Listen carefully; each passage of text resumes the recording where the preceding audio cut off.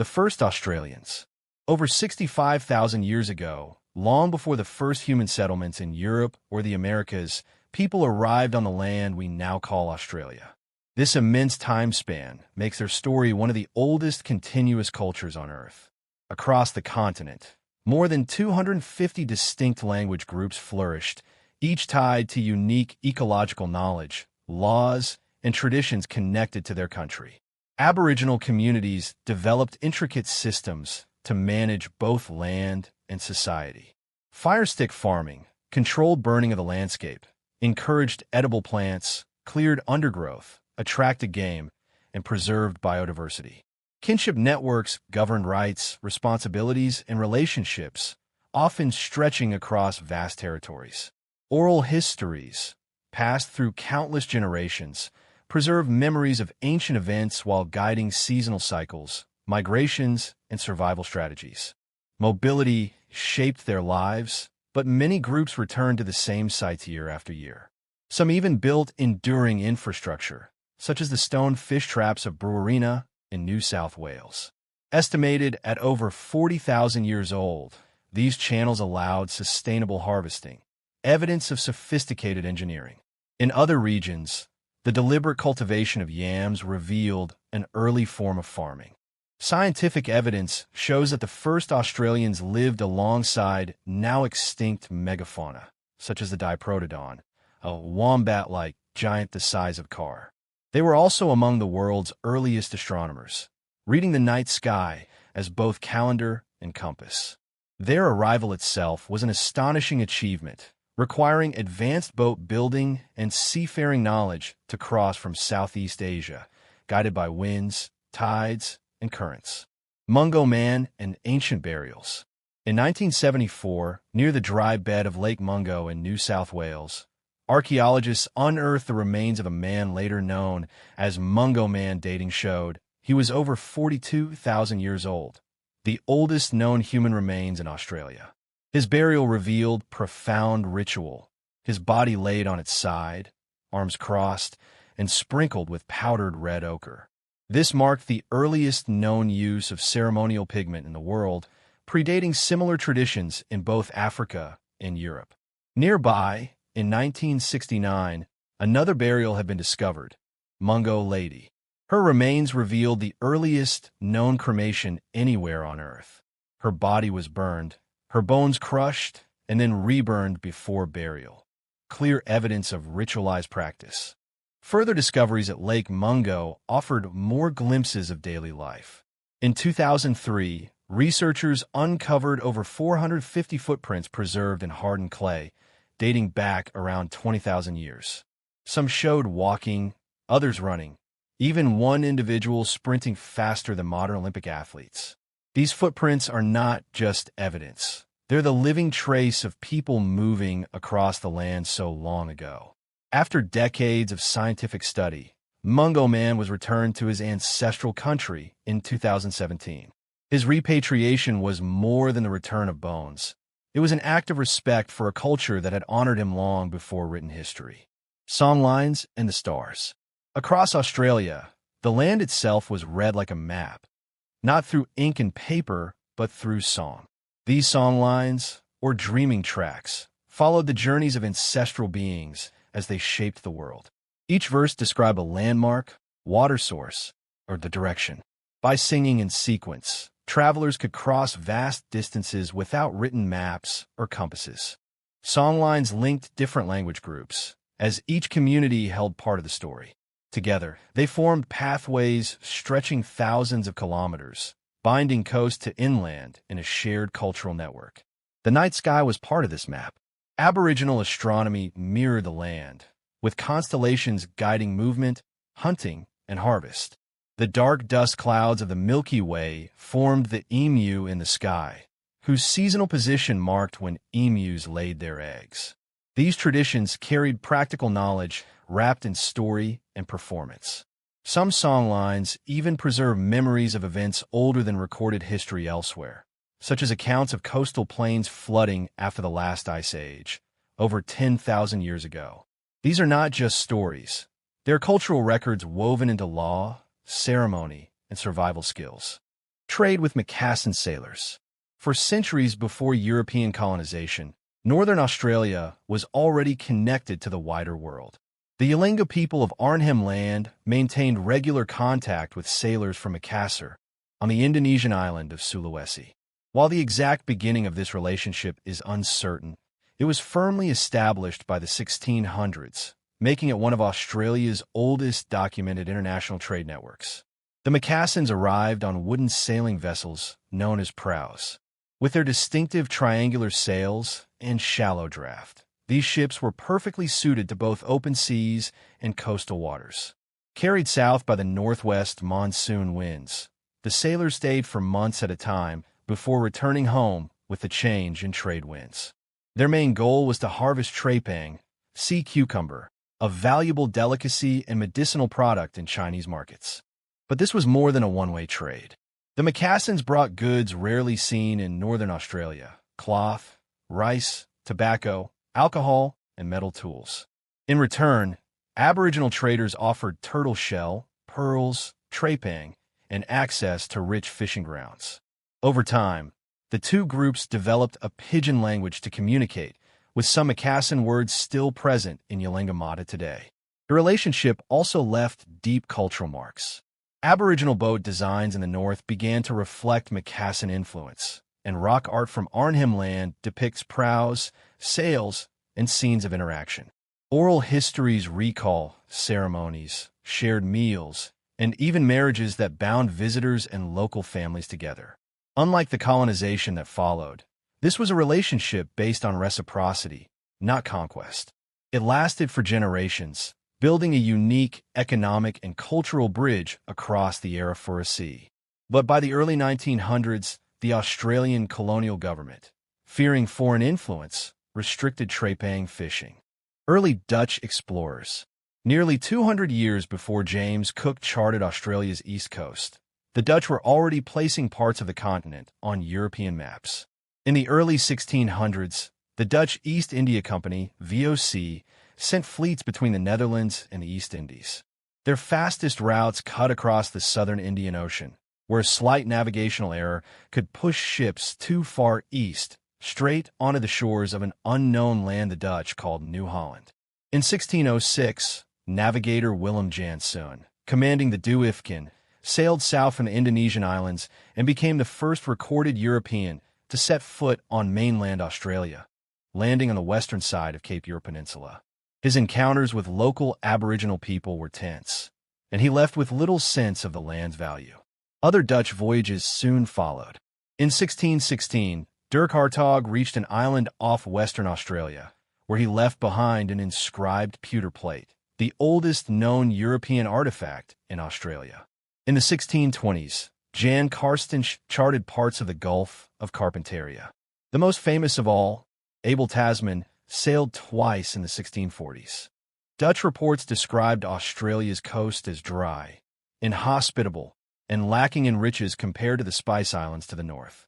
With the VOC focused on profitable Asian trade, there was little incentive to establish settlements in such a remote and arid place. Still, their maps were a remarkable achievement. By the mid-17th century, the Dutch had charted much of Australia's western and northern edges with surprising accuracy. These charts were later consulted by British explorers, and several Dutch place names, like Cape Leeuwin, are still used today. Although the Dutch never claimed or colonized the land, their voyages left a legacy of knowledge. For more than a century, their maps defined Europe's understanding of Australia, until Britain arrived to stake its claim. James Cook's secret mission. In 1768, Captain James Cook set sail on the HMS Endeavour into uncharted waters. Officially, his voyage was presented as a scientific mission for the Royal Society, with the stated goal of observing the transit of Venus from Tahiti. This rare astronomical event allowed scientists to calculate the scale of the solar system and gave Cook's journey a credible international purpose. Yet hidden within sealed instructions, only to be opened after the celestial observations, was Cook's true mission, to search for Terra Australis Incognita, the legendary Great Southland. If he discovered territory unclaimed by another European power, he was ordered to claim it in Britain's name, an urgent move to outpace France and Spain. After completing his astronomical duties, Cook turned west, mapping New Zealand with precision before continuing to the eastern coast of Australia. Over months, he charted bays, rivers, and headlands, producing maps so accurate they were used for decades. In April 1770, he reached Botany Bay, where first contact with the Gweagal people was tense and turned violent. Guided by the doctrine of terra nullius, the false belief that the land belonged to no one, Cook dismissed the presence of Aboriginal nations whose ancestors had lived there for tens of thousands of years. At Possession Island in the Torres Strait, he formally claimed the entire east coast for Britain. The struggles of the First Fleet. In January 1788, the First Fleet, 11 ships carrying over 1,400 people, including 778 convicts, Marines, and officials, arrived at Botany Bay after an 8-month voyage. Britain sought to relieve overcrowded prisons and establish a strategic outpost in the Pacific, especially after losing its North American colonies. But Botany Bay proved unsuitable. Poor soil, little fresh water, and exposed anchorage. Governor Arthur Phillip soon relocated the fleet to Port Jackson, settling at Sydney Cove, land long cared for by the Eora Nation. Life was immediately harsh. Convicts, many from urban Britain, lacked farming skills. Tools broke against the hard soil, crops failed, and imported seeds withered. Shelter was makeshift, food scarce, and malnutrition rampant. Livestock was limited. 44 sheep, 7 horses, and 2 bulls, most of which soon died or escaped, becoming the ancestors of Australia's first feral animals. Despite these struggles, the small settlement endured. Sydney Cove became the fragile foothold of a growing colony, marking the birth of modern Australia for Europeans and the beginning of dispossession and disruption for its first peoples. Convict rebellions. Life for convicts in early Australia was marked by strict discipline, brutal punishment, and endless labor. Yet not all submitted quietly. Some resisted through escape, sabotage, or rebellion. The largest uprising came in 1804 with the Castle Hill Rebellion, also called the Second Battle of Vinegar Hill, led mainly by Irish convicts with backgrounds in the 1798 Irish Rebellion. Around 300 men hoped to march on Sydney, seize ships, and return to Ireland. Poor planning and quick government response crushed the revolt within a day. Martial law was declared, leaders were executed, and others were flogged or exiled to harsher settlements like Norfolk Island. Other defiance was quieter. Work slowdowns, feigned illness, and sabotage of tools. Songs, writings, and artwork often mocked authority in subtle ways. Colonial officials lived in constant fear of rebellion, punishing convicts harshly, sometimes with public floggings of more than 300 lashes. Even under surveillance and brutality, these acts proved the colonies were not just prisons, but sites of resistance. Convicts challenged authority, asserting their will in defiance of a system designed to break them. The Black War of Tasmania. In the early 19th century, Van Diemen's Land, today's Tasmania, was transformed by British colonization. What had long been a homeland of the Palawa peoples was rapidly converted into farmland and settlements. Hunting grounds, water sources, and seasonal food supplies were seized or destroyed, leaving Aboriginal communities under immense pressure. These disruptions gave rise to a period of violent resistance remembered as the Black War, which raged through the 1820s and early 1830s. Aboriginal groups fought back with organized raids on homesteads, convoys, and farms, targeting livestock and crops to undermine the settler survival. Among their leaders, Turner, also called Whallier, stood out. Kidnapped by sealers as a teenager, she escaped and used her knowledge of firearms to train and lead warriors, showing that Aboriginal resistance could adapt to European weapons. The colonial government responded with escalating violence, retaliatory raids, mass killings, and the destruction of entire camps. In 1830, officials launched the infamous Black Line, a military campaign involving over 2,000 soldiers, police, and volunteers. Forming a human chain across settled districts, they attempted to drive every remaining Aboriginal person onto the Tasman Peninsula. The costly operation failed to capture more than a handful of people, but it caused immense disruption and deepened the humanitarian crisis. By the war's end, the impact was devastating. The Aboriginal population of Tasmania had been reduced by more than 90%. Disease, loss of land, and direct violence all played a role. Survivors were forcibly relocated to Flinders Island under the guise of protection, but conditions were harsh and food inadequate, leading to further deaths. Colonial records of the time openly used terms like extermination, leaving no doubt as to the intent. The Myall Creek Massacre.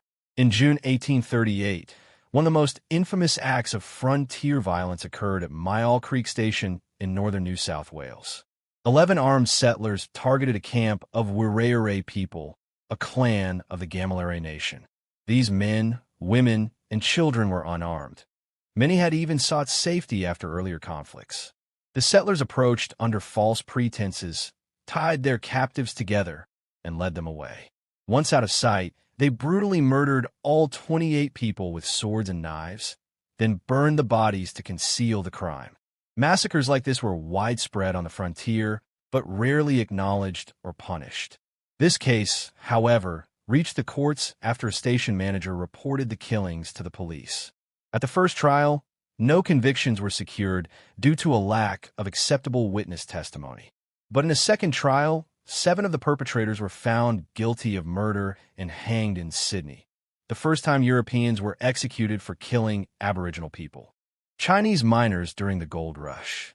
The gold rushes of the 1850s and 1860s brought prospectors from across the world to Australia, including tens of thousands from southern China, particularly Guangdong province. For many, the journey was funded by family resources or debt agreements, driven by poverty and unrest at home and the promise of opportunity abroad. Chinese miners often worked in tightly organized groups, focusing on claims abandoned by Europeans. Using careful water control and systematic methods, they recovered gold that others had overlooked. Their efficiency drew resentment from European diggers, who saw them as competitors. On the gold fields of Victoria and New South Wales, Chinese communities built vibrant settlements with herbalists, food markets, and stores stocked with goods from China. Seasonal festivals, temples, and traditional cooking kept cultural ties alive. They also introduced new vegetables and farming techniques, contributing to Australian agriculture. Aboriginal trackers and native police. In the vast interior of Australia, survival often depended on the knowledge of Aboriginal trackers. Their ability to interpret the landscape surpassed anything settlers could achieve. A scuff in the dirt, a bent blade of grass, even the angle of a broken twig. Signs invisible to Europeans could be read like a map. Trackers could follow the faintest traces of people or animals across rocky ground for many kilometers, drawing on generations of intimate knowledge of the land. Colonial authorities quickly came to rely on these skills. Lost settlers were found when search parties had failed, bushrangers were traced to their hideouts, and escaped convicts were captured despite thinking the bush would conceal them. In the harsh inland, a skilled tracker often meant the difference between life and death. Some Aboriginal men were also recruited into the native police, a paramilitary force led by white officers. Their patrols extended colonial authority into remote areas, but this often meant confronting other Aboriginal groups in punitive raids and violent expeditions. Trackers themselves became legendary.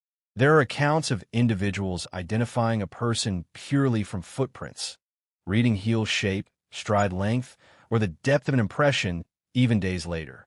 In 1864, when young William Buckley, unrelated to the escaped convict of the same name, went missing in Queensland for 9 days, trackers located him using signs invisible to others. Despite their indispensable contributions, most trackers received little recognition, often underpaid, given poor provisions, and omitted from official records that instead celebrated colonial officers. Only in recent decades has their legacy been properly acknowledged. Today, their methods are recognized as early forms of forensic science and search and rescue, knowledge that continues to influence modern policing and emergency response across Australia. Federation and the White Australia Policy. On January 1st, 1901, Australia's 6 British colonies united to form the Commonwealth of Australia. Federation brought a shared parliament, defense system, and legal framework, while advocates promised stronger international presence and freer trade between states. It was celebrated as the birth of a new national identity. But the identity being imagined was not inclusive. It was defined as a white, English-speaking nation closely tied to Britain. Aboriginal Australians were excluded entirely, not counted in the census, denied citizenship, and largely without voting rights. One of the first laws passed was the Immigration Restriction Act of 1901, better known as the White Australia Policy. Its central tool was the dictation test, requiring prospective immigrants to write 50 words in a European language chosen by the immigration officer. This test was designed to ensure failure. Even if passed, it could be repeated in a more obscure language until the applicant was rejected. Racial laws in the early 20th century. In the decades following Federation, racial laws shaped nearly every aspect of life for Aboriginal Australians, Pacific Islanders, and other non-European communities. These laws operated at both federal and state levels, creating a system where rights were determined not by actions, but by ancestry and appearance. In many states, so-called Protection Acts gave government officials sweeping control over Aboriginal people. Wages could be withheld, property seized, and movement restricted. Families were forced onto reserves or missions, often far from traditional lands, and permits were required to leave. Children could be removed from their parents without judicial oversight, policies that fueled the stolen generations. Everyday freedoms were limited. Voting rights were denied or heavily restricted, and alcohol was prohibited for Aboriginal people in several jurisdictions. Even marriage was regulated. Interracial unions could be blocked in the public interest, a phrase that reflected the obsession with preserving white racial purity. The Gallipoli myth. In 1915, less than 15 years after Federation, Australia entered its first major war as a unified nation. The Gallipoli campaign was part of an Allied plan to capture the Dardanelles, take Constantinople, and knock the Ottoman Empire out of the war. On April 25th, Australian and New Zealand troops landed at what became Anzac Cove. The narrow beaches, steep cliffs, and entrenched Ottoman defenses turned the landing into a bloodbath. The fighting soon bogged down into trench warfare under constant sniper fire and artillery bombardment. Conditions were brutal. Summers baked the ground, winters flooded the trenches, food was scarce, and disease spread unchecked. Dysentery, lice, and infected wounds killed many alongside shells and bullets. By December's evacuation, over 8,000 Australians had died, and the Allies had gained nothing. Over time, the term Anzac became so sacred that its use was legally protected. Politicians invoked it to unite Australians and demonstrate loyalty to Britain.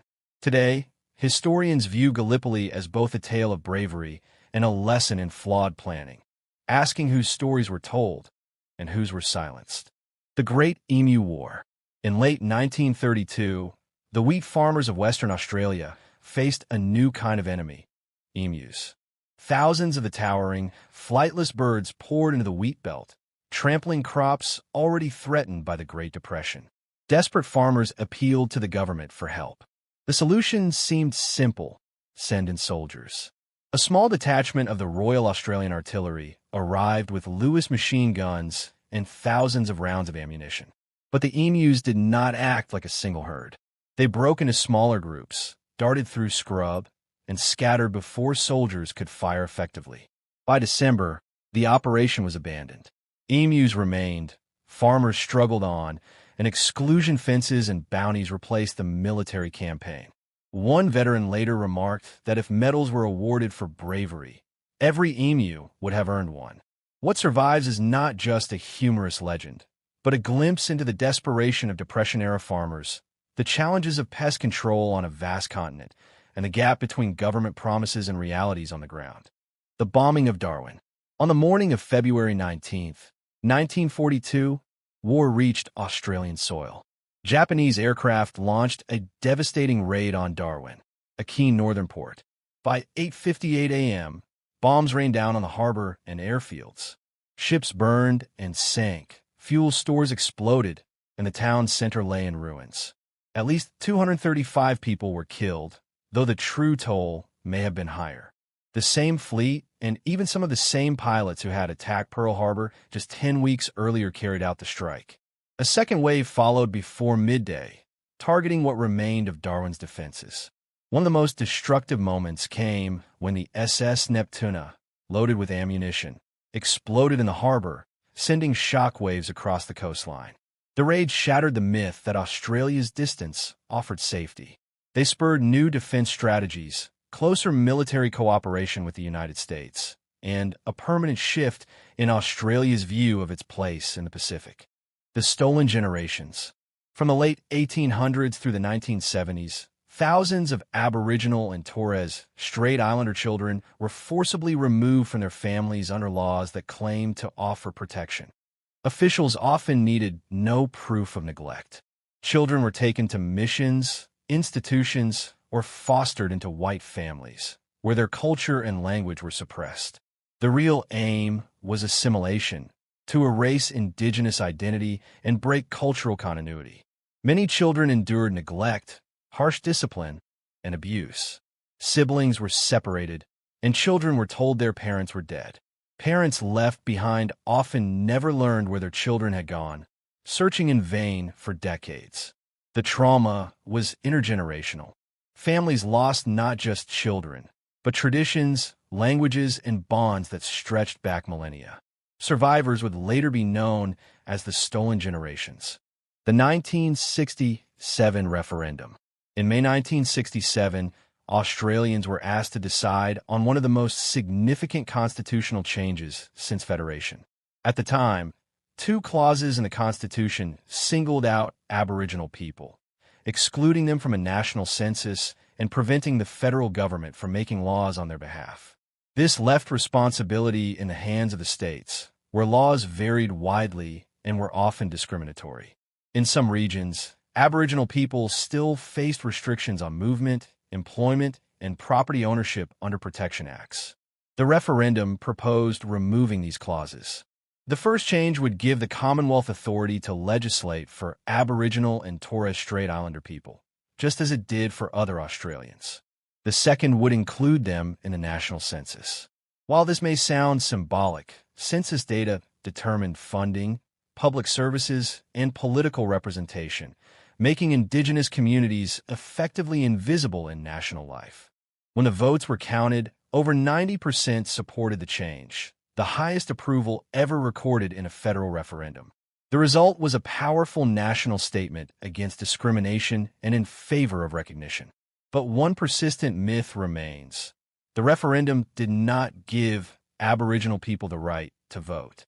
That right already existed under Commonwealth law, though state laws and barriers still restricted access. What the referendum truly delivered was recognition and federal authority to act. In the years that followed, new powers allowed the federal government to pass laws on health, education, and land rights. The results were mixed. Some policies were welcomed, others criticized as paternalistic. But the referendum endures as a landmark in Australia's history, a unifying moment, and, at the same time, just one milestone in the continuing struggle for equality and self-determination. The Freedom Ride. In February 1965, a bus carrying a group of University of Sydney students rolled into rural New South Wales. Led by Charles Perkins, one of the first Aboriginal students at the university, the group aimed to expose and challenge the racial discrimination that shaped life in country towns. Inspired by the American Civil Rights Movement, they saw parallels between segregation in the U.S. and the quiet, unspoken segregation in Australia. What they found was confronting. Some public swimming pools barred Aboriginal children. Cinemas forced them into separate seats. Pubs and clubs refused service. On the fringes of towns, Aboriginal families lived in poverty, without electricity, sanitation, or running water. The Freedom Ride did not only record these injustices, it challenged them directly. In Moree, where a bylaw banned Aboriginal children from the local pool, students escorted children inside in open defiance. A hostile crowd quickly formed. Abuse turned to shoving as tempers flared, but the images and reports that followed shocked the nation. Australians who believed racism was an American problem now saw it at home. As the bus traveled, resistance grew. Locals tried to block its path, hurled insults, and pelted it with eggs. But the protests brought unprecedented attention to rural racism, forcing the nation to confront what had long been ignored. For Charles Perkins, the Freedom Ride launched a lifelong career in activism, eventually leading to his role as the first Aboriginal person to head a federal government department. For Australia, it became a turning point, sparking national debate, fueling the campaigns that led to the 1967 referendum, and helping shape the modern struggle for civil rights. The Aboriginal Tent Embassy. On January 26, 1972, 4 Aboriginal men set up a single beach umbrella on the lawns outside Parliament House in Canberra. They called it the Aboriginal Tent Embassy. It was a powerful symbol, born from frustration at the government's refusal to grant full land rights, offering only temporary leases instead of permanent ownership. The name was deliberate. An embassy on Aboriginal land implied that Indigenous Australians were treated as foreigners in their own country. The image of an umbrella on the manicured lawns of Parliament drew immediate media attention, quickly growing into a camp of tents, signs, and banners. It became a meeting place for activists, a hub for speeches and planning, and a symbol of Indigenous sovereignty. Authorities tried to dismantle it, but police raids often sparked clashes broadcast on national television. Rather than silencing the protest, these confrontations expanded support. Uluru and the land rights movement. Rising from the heart of the desert, Uluru is one of the world's most striking landmarks. For the Ananga people, its traditional custodians, it is more than a natural wonder. It is a sacred site tied to Chukurpa, the law, culture, and stories that connect people to land and spirit. Rock art, waterholes, and ceremonial grounds make Uluru a living cultural landscape, still in use today. Yet for much of the 20th century, Uluru was managed by the federal government as a tourist attraction. Climbing the rock was promoted despite its cultural significance, while surrounding infrastructure catered to visitors, not custodians. Across Australia, Aboriginal people were challenging this reality, rejecting the doctrine of terra nullius, the legal fiction that the continent belonged to no one before colonization. The return of Uluru remains one of the clearest examples of reconciliation in practice. It showed that heritage management could respect both ancient law and national tourism, setting a precedent for how sacred places might be protected in the future.